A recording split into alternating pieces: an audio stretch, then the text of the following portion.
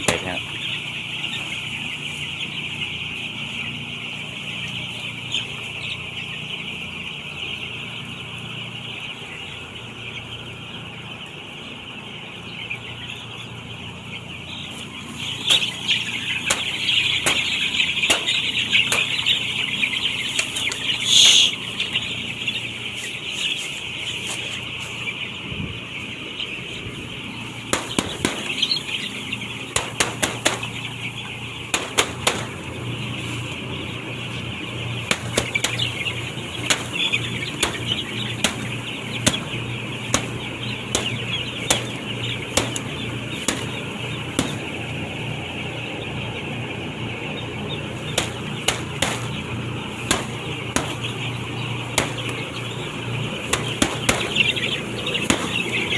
จำค้างเลยรับเสียงนะ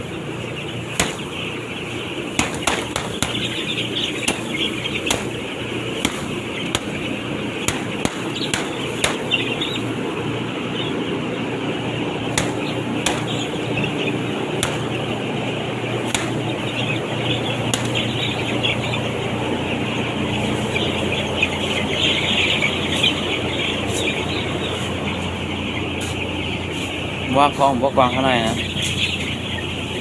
มันได้ขึ้นไข่ออกมาเนี่ยว่าเดี๋ยวถึงกันได้ไงอ่ะว่านะในขึ้นไข่แดงโลกเนี่ยลายนำอันลายเขาของอัน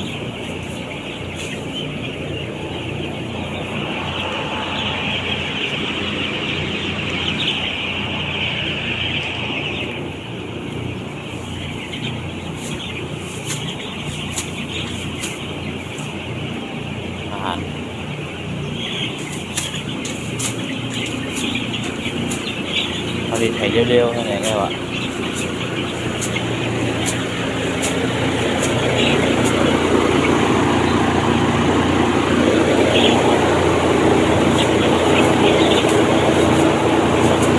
รับคุณตอมมี่นะไก่ด้านหลัง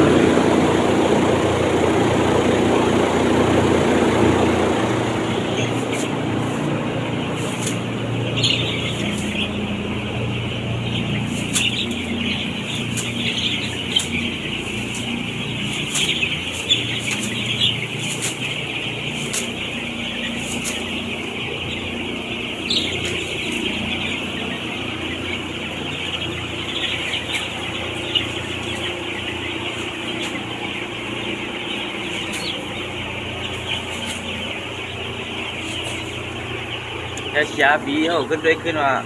เหมือนนั้นเฮ้ยแต่ก็อะไรเอาขึ้นด้วยขึ้นนะ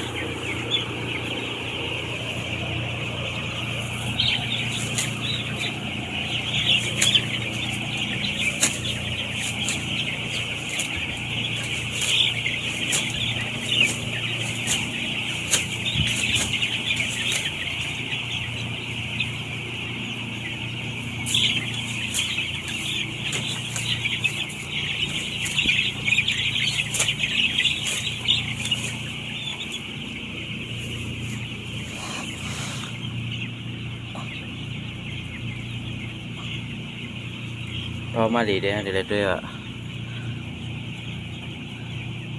ไก่จองกินน้ำอะไรเยอะเนี่ยก็ได้สุ่มยี่เนาะก็ได้นะมีอะวะนี่แหละก็ได้สุ่มเขาจะได้ด้วย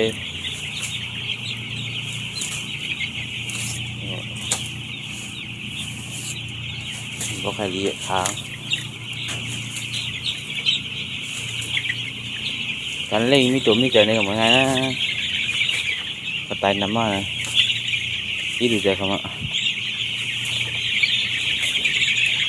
เมื่อเล่นกันพอตายน้ำกันละเจ็บก็ง่ายเอาไปใหญ่มากเลยเล่นนานๆอ่ะ เ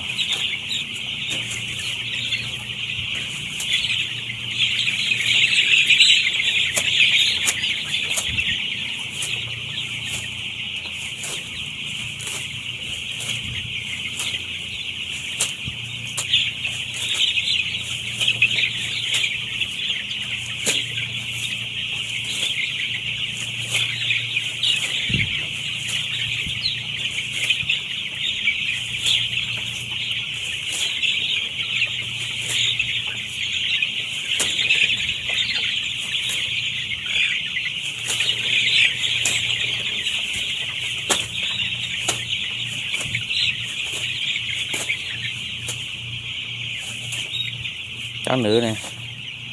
ปันรถไฟออกไปไก่มาอยู่กองกันอ่ะเก็บนี่ย้ำ